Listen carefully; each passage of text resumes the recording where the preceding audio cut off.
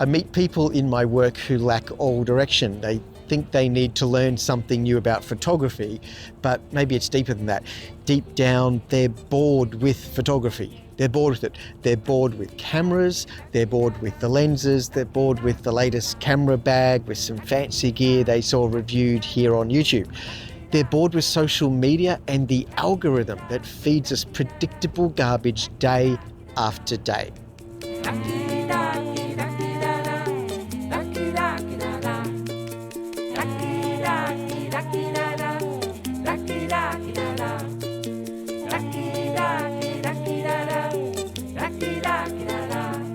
I've wanted to make this video for a long time. It's a hard one to put a label on, let alone design a thumbnail. I waste so much time on the thumbnail. I really do. Today we're talking about what to do when you get bored with photography, when you stop enjoying it. I just did 3 weeks in Japan, and most of which was working on an expedition voyage. Each day I'm getting out of bed having insufficient sleep and trying to find a new perspective with my photography. It's exhausting, creatively and physically exhausting.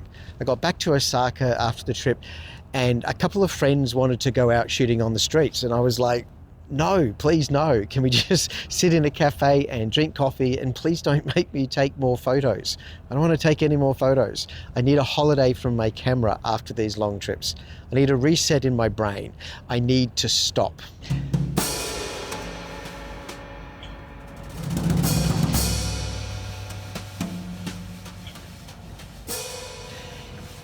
In some ways, getting paid to take photos does make it a little more interesting.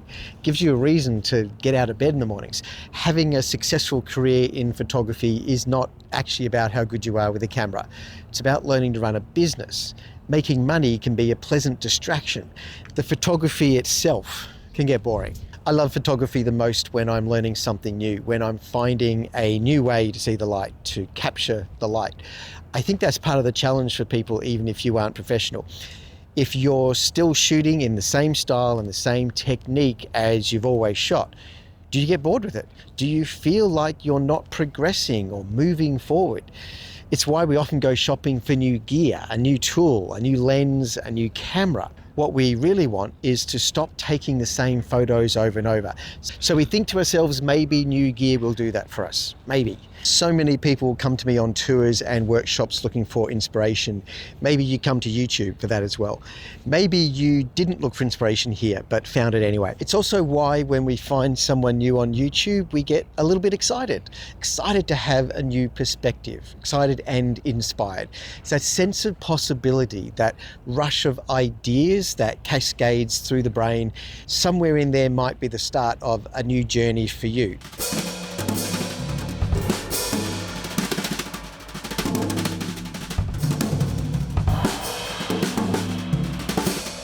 That's the promise of photography. Not only does it document where we have been, but it can signpost where we're going as well. It can point us to a new horizon and a new future and a new destination. It's okay to feel bored with your photography. That's just for now. That's not permanent. One flash of inspiration can suddenly drag you right back into the joy of the art, the joy of nature, the joy of culture, the joy of the city where you live. All it takes is seeing things a little differently to how you are seeing them now. Boredom is a sign that you're ready for something new. Not necessarily a new lens or new camera body. Don't just think about new gear, but think about new ideas, new reasons to take photos, new places to apply your craft. Or maybe a very old reason to take photos that you long ago forgot because you got dragged into a camera club and they only run courses on taking portraits with an 85mm lens. Please folks, just stop taking portraits with an 85mm lens. That is not the right lens for portraits.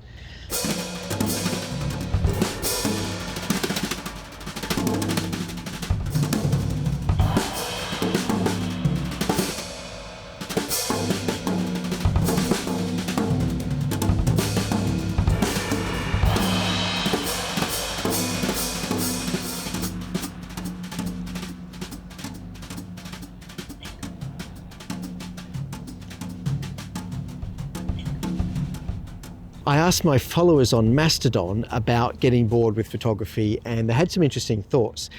Andrew is typical of the people I follow on this social media platform. Most of the people I follow love their photography. That's why I follow them in the first place. I love their expression and how they share their joy of it. Andrew's point was that he has to stop chasing perfection, stop being technical with his craft. He was simply following a recipe for good photos and getting nothing out of it. He was doing all of his photography the same way. And he changed that. And I would say what he did was he let a little wabi-sabi come into the process. He embraced the idea that things don't have to be perfect. And in that process, he found his own style and he went a little lo-fi. And now he's doing photography that is more interesting and more satisfying for him. I read a long essay from Elise about the time she had a breakup with her cameras, and it got me thinking, what happens when we grow out of our obsession? Did we love the art of photography, or did we just love being obsessed by it? It's a beautiful feeling to give yourself over entirely to something, and photography can do that at its best. Some obsessions are justified and lifelong. Some are tragic and scar you for life.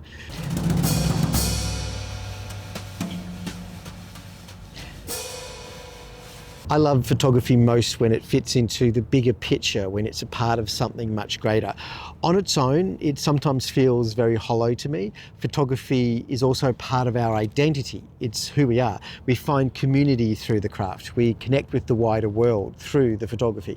Sometimes it's that very community and connection we actually need a break from. Let's talk about Bob. Bob moved the needle from boredom to burnout, straight up. He invested so much of himself into a big project that required serious hours on a daily basis. It was hard for him to keep churning day after day, and he ended up with burnout. He's back in the game now, but in a more sustainable way. And that original project that burned him out just wasn't actually sustainable at all. I'll have another video that digs into that soon. I have a lot to say about photography and careers and to what extent these gigs are actually sustainable. But for now, I will say this, the more talented you are, the more likely you are to hit burnout. It's something you've really got to think about. Chris mentioned two really important things. Firstly, that sometimes your physical health can be a barrier to using the camera.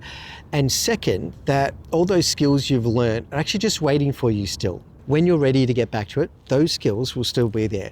You don't forget how to use a camera. Chris also reminds me of a lovely fellow who has struggled with cameras in recent decades. He has a severe tremor. So holding a camera still is really hard for him. We got him using a little Lumix G9 camera because it's light and small and easy to pack. It also has amazing stabilization. We set up the camera to use a very fast shutter speed as well.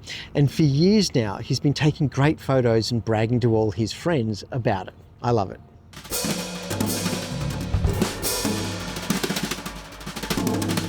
One person made a comment about how camera reviews can actually be a barrier from stepping forward with your photography.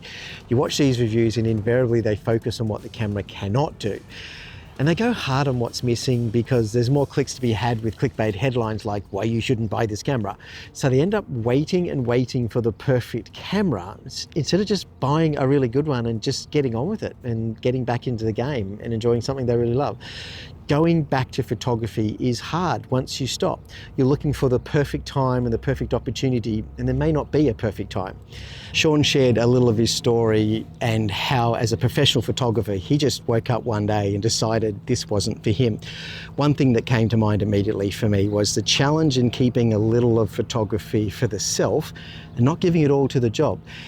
Maybe to have a project that exists purely for love, not financially driven at all. Ideally something that you have control of too. I've worked on a lot of projects to help charities in the past, and often you find your talent and effort simply wasted and dropped in the trash bin because the project is badly managed and your work goes down the drain. When you give your time for free, it isn't always properly valued. The final comment to wrap this up is from Adriana. She's a cool chick who loves cooking and posts lots of snaps of her cute doggies and noodles. Her experience is one I've heard a lot during my career. You start working in photography at a young age and end up in a precarious gig and decide you need something more sustaining, that photography is not going to cut it. The industry often treats photographers as being disposable. There's a magazine here in Melbourne that pays $50 to go and shoot a restaurant or cafe. $50 for several hours of preparation, getting on site, being on site, and you supply your own gear, of course. They don't want more than a couple of shots themselves, but they're only giving you $50. And you've got to chase down that $50 later. They are burning through young people who don't know they're being exploited. Most people who walk away don't look for a better photography gig, they look for a better career entirely. Again, this is an aspect of photography as a career that I want to talk about in more detail, but not in this video, not today.